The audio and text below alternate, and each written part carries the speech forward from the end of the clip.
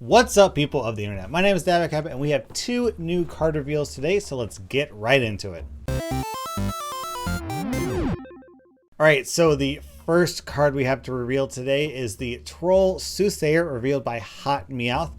You can check out his channel on YouTube. Troll Soothsayer is a 6-cost blue creep with 2 attack, 8 health, and the ability draw an extra card each round. And before I get into this card, let me just take a moment to talk about this card's flippin' artwork.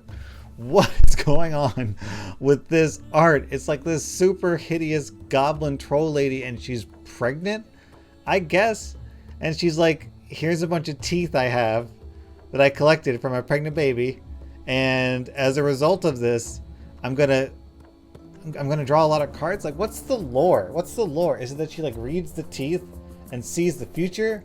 Or is that she keeps popping out babies and each baby is a new card? Like, this is kind of a concept that's common in card games, which is that the lore, the feel of the card somehow represents what's happening. And like, what's going on here, man? Do trolls give birth to like litters of young, which is supposed to be represented as gaining cards every single turn? Or I don't even know. This is kind of weird lore. But anyways, let's get into the card. So drawing an extra card each round is fantastic. Obviously, if you have one of these on the board, you'll go from 2 card draws up to 3. Potentially you can put out multiples of these and get up to 5 cards per round, which would be absolutely fantastic, especially since Artifact is one of the few card games out there that doesn't penalize you for running out of all the cards in your deck. In Magic the Gathering, if you run out all the cards, you lose the game. In Hearthstone, if you run out all of your cards, you start slowly taking damage turn after turn. In Artifact, there is no consequence. You just keep playing the game on and on until there is a winner.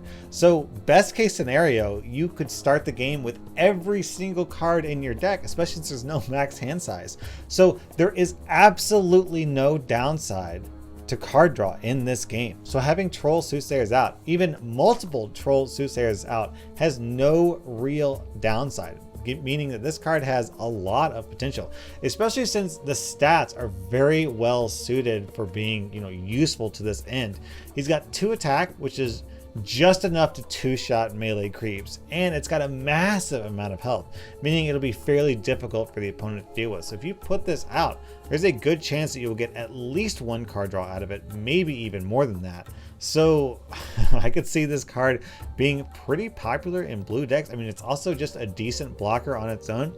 If there's a problematic creep or a problematic hero, you can very reasonably put this down in front of that unit. And I mean, even if it does die, it's not a big deal. You've got a blocker, but there's a pretty good chance it'll survive, meaning that you blocked the unit and you're getting card draw. So this card has a lot of potential. I could see this having, maybe 1 or 2, possibly even 3 slots. It's a bit expensive. Probably not fully 3. I'd be a little bit surprised just because blue tends to be a little bit top heavy on its own. So I think if you have a bunch of super expensive spells like Bolt of Damocles and Thunder God's Wrath, and then also 3 Troll Soothsayers, then you could just lose the game before you even make it to the late game. But past that, I really like this card. I think this is going to be a popular card in both draft and constructed, just because you can never go wrong with card draw. And an Artifact in a game where there is no disadvantage to card draw, there's even more reason to have it, because you can't mill yourself. It's impossible to mill yourself. All right, the second card is Steel Strength, revealed by DMP Licious. Check out her channel over on Twitch. So this is a green 4-cost spell. Give a unit -4 attack this round and give another unit +4 attack this round. Now, obviously, this is a fantastic card for swinging the board state. The nice thing about this is that you get to select where this happens on both sides of the board. So the 2 units don't have to be across from each other. You could, let's say, if you want to make sure that your hero beats their hero, you can steal the attack from one of these units that might matter more, and then give the attack to your hero that will kill their hero because maybe they don't have enough attack for it to matter. So what I like about this card is that it has a nice mix of offensive and defensive potential. So if a unit is about to die and you don't want it to die, steal that attacker's strength.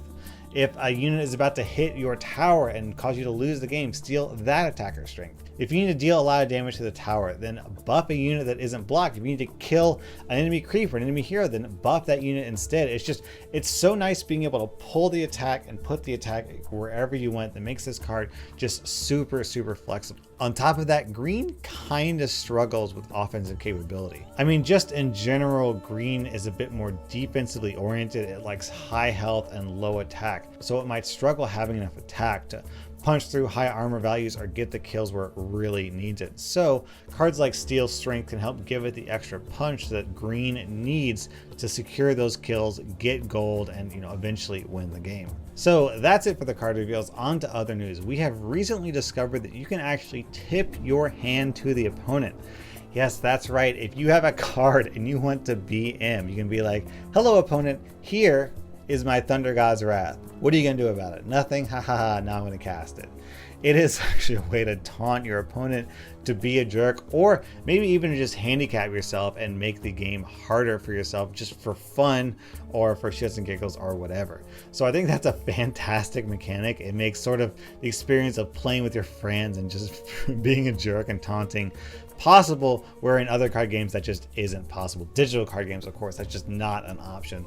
So kudos to Valve. I just love that they've made that available, though I imagine a lot of people are probably not going to be thrilled about it because of course it's going to promote BMing, and as far as we know, there's going to be text chat in the game, which honestly will make the game inherently more toxic than other card games, especially Hearthstone, right? Hearthstone doesn't allow you to talk to the opponent. You have to communicate through emotes.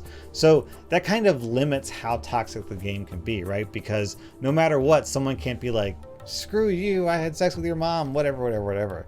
But in this game, when you can, type it out and be like, blah, blah, blah, you're a jerk, I hate you, you should go, have sex with a donkey or whatever, then that just makes the game inherently more toxic. And being able to BM your opponent also makes the game more toxic. Does that mean that Artifact will be a toxic game? No, not necessarily. But will it be a more toxic game than Hearthstone? Yeah, necessarily. It would have to be, simply by virtue of the fact that it enables toxic behavior that Hearthstone does not enable, that it actually prohibits. So it'll be interesting to see how much that affects the game. Of course, maybe Valve will counter that by creating some sort of system that promotes positive behavior. I mean, Counter-Strike has the Overwatch system that really prohibits and helps players fight cheating. So that helps create a more positive gameplay experience. So maybe Valve will have some sort of other system in place, like maybe tipping. You can be like, oh, that was a really good game, here's a card from my collection or something like that, Anyways, that's all the news for tonight. And as you may have noticed, I referenced the card reveals. Someone pointed out that I should be giving credit to people who actually revealed the cards initially, and they're right, so I need to start doing that moving forward. And on that note, if you have any artifact related news, why don't you head over to my Discord? The link is in the description. At me on the artifact page with any artifact news, and if it's something I will use in the video, then I will of course give you a shout out and credit you in the video. So anyways, that's it for today. Thank you so much for watching. Dabacab out.